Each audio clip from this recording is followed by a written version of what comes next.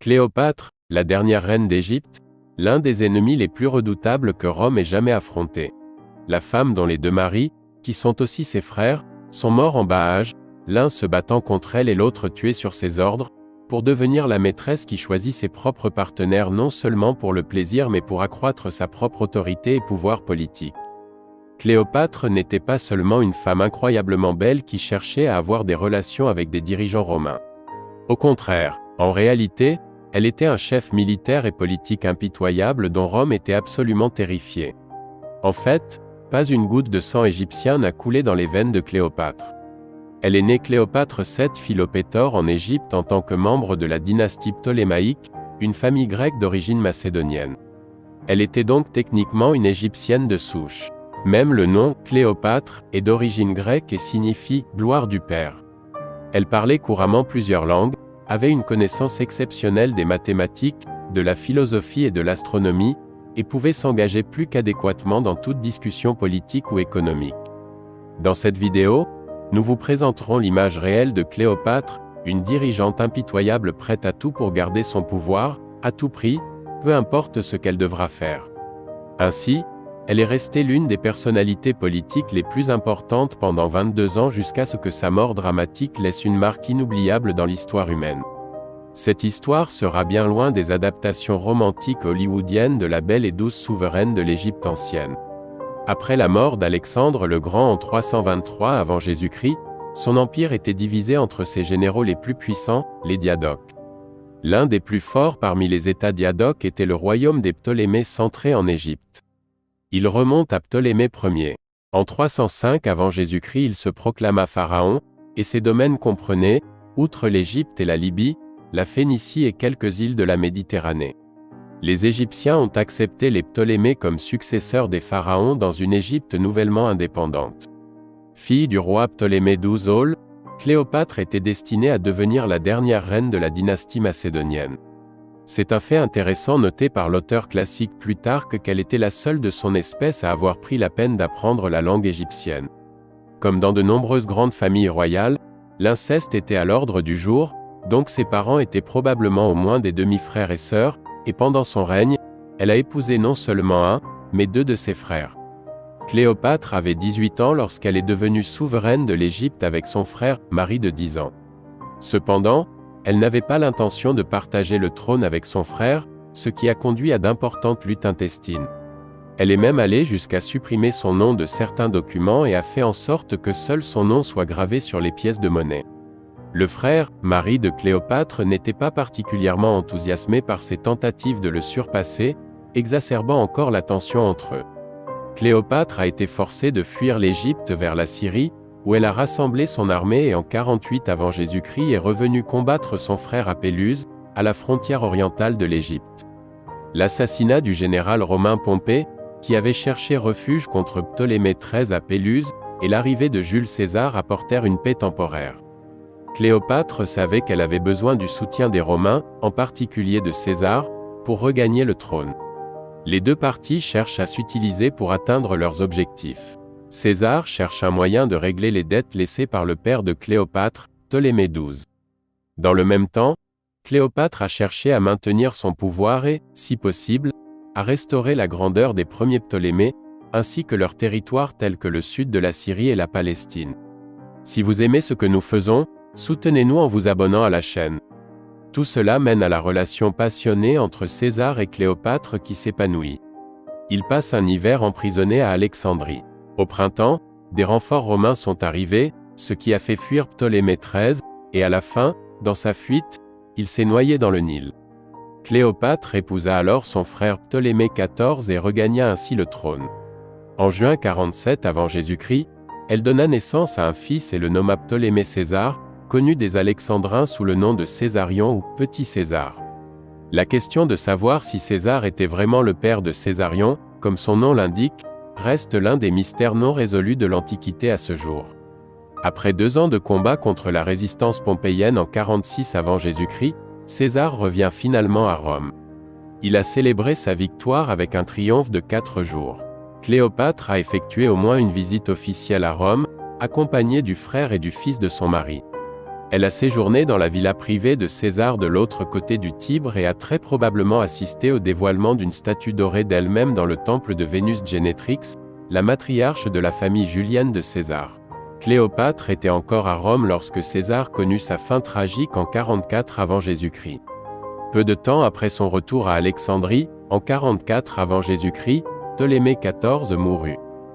Les historiens pensent qu'il a été empoisonné par Cléopâtre elle-même afin qu'elle puisse régner avec son fils mineur Ptolémée XV César. Lors de la bataille de Philippe en 42 avant Jésus-Christ, les assassins de César ont été vaincus et Marc-Antoine est devenu l'héritier du pouvoir de César, du moins semble-t-il parce que, à l'époque, arrière-petit-fils et héritier personnel de César, Octave était un garçon maladif. L'ami général et personnel de César, Marc Antony a appelé Cléopâtre pour savoir s'il peut faire confiance à cet étranger qui a conquis le cœur et l'esprit de l'un des hommes les plus puissants. Il contrôle désormais les territoires orientaux de Rome et veut clarifier la position de Cléopâtre après l'assassinat de César. Chargée de cadeaux, elle partit pour Tars en Asie mineure, retardant délibérément son départ pour augmenter l'anticipation d'Antoine. Arrivée dans la ville par une péniche sur la rivière Kidnos, elle enfile les vêtements de la nouvelle Isis, captivant Antoine, qui se voit comme le dieu Dionysos. Au mépris de sa femme Fulvia, qui à l'époque cherchait à protéger les intérêts de son mari en Italie contre la montée d'Octave, Antoine accompagna Cléopâtre à Alexandrie, où il la traita comme une dirigeante à part entière, plutôt que comme une simple protégée. À Alexandrie, Cléopâtre et Antoine ont créé une communauté de « foi inimitables », dont le mode de vie a été interprété par les historiens soit comme de la débauche et de la folie, soit comme une dévotion au mystérieux dieu Dionysos. En fait, Cléopâtre et Antoine ont créé leur propre société secrète de buveurs, quelque chose comme un club d'alcooliques, qui se traduit par « inimitables drunkards ». Le duo a formé le groupe, qui comportait des réjouissances toute la nuit, de la débauche et de grandes quantités d'alcool apparemment pour honorer le dieu Dionysos, mais il s'agissait plutôt de se livrer à des réjouissances. Parallèlement à ces festivités, Antoine et Cléopâtre sont connus pour avoir parcouru les rues d'Alexandrie, le cœur animé de l'Égypte ancienne, déguisés, jouant des tours aux habitants sans méfiance. Selon les archives de Pline l'Ancien, Cléopâtre a même fait un pari avec Antoine qu'elle pourrait dépenser 10 millions de sesterces, une somme qui équivaut à peu près à environ 10 millions de dollars aujourd'hui, pour un seul dîner. Antoine se moqua de cette idée scandaleuse et accepta le pari, convaincu qu'une dépense aussi extravagante pour le dîner était inatteignable. Lors de leur dîner commun, le couple a savouré un repas très ordinaire qui ne laissait pas présager la dépense d'une telle somme. À la fin du dîner, Antoine pense avoir gagné le pari. Cependant, Cléopâtre a appelé un serviteur et a demandé une tasse pleine de vinaigre fort. Lorsque le serviteur apporta le vinaigre, Cléopâtre enleva une de ses colossales boucles d'oreilles en perles et la laissa tomber dans la tasse. La perle précieuse a commencé à se dissoudre dans la solution de vinaigre. Après la dissolution complète de la perle, Cléopâtre a bu le mélange. En 40 avant Jésus-Christ, Cléopâtre a donné naissance à des jumeaux nommés Alexander Hélios et Cléopatra Sélène. Antoine avait déjà quitté Alexandrie pour s'occuper des affaires en Italie, où il fit une alliance temporaire avec Octavian déjà renforcé et de plus en plus puissant. Pour cimenter l'alliance, il épousa la sœur d'Octavian, Octavia. À cette époque, sa femme Fulvia était déjà décédée. 3 ans plus tard, Antoine s'est rendu compte que la réconciliation avec Octave ne produisait pas le résultat souhaité. Son mariage avec Octavia n'ayant plus aucun sens, il se dirige vers l'Est pour retrouver Cléopâtre. Antoine lui a demandé une aide financière pour sa campagne Parthe reportée, et en retour, Cléopâtre a exigé la restauration de parties importantes des territoires orientaux de l'Empire égyptien, y compris de vastes zones en Syrie et au Liban, ainsi que les florissantes bosquets de Beaumier de Jéricho. Toujours sans méfiance face au plan infernal et uniquement provoqué par la fuite d'Antoine, le successeur de Jules César a dépeint Cléopâtre comme une séductrice maléfique qui a utilisé son pouvoir de dame pour transformer Antoine en traître. La campagne Parthe s'est avérée un désastre coûteux, tout comme la conquête éphémère de l'Arménie. Cependant, en 34 avant Jésus-Christ, Antoine revint en triomphe à Alexandrie, suivi d'un événement spectaculaire connu sous le nom de Donation d'Alexandrie.